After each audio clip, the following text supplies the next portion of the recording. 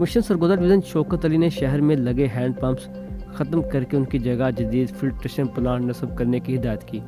انہوں نے کہا کہ جب تک فلٹریشن پلانٹس مکمل طور پر فنکشنل نہیں ہو جاتے ان ہینڈ پمپوں کو کارڈن آف رکھا جائے تاکہ شہر کی خوبصورتی برقرار رہے اور اس میں مزید بہتری لائی جا سکے۔ کمشنر نے لاہور روڈ پر باب سرگودا سے 47 پل فلائی اوور تک درختوں پر آرائشی لائٹس لگانے کے اقدامات کرنے کی ہدایت کی۔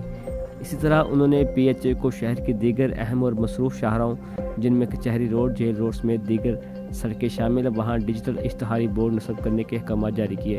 یہ ہدایات کمشنر نے ایک اعلیٰ سطحی اجلاس میں جاری کی۔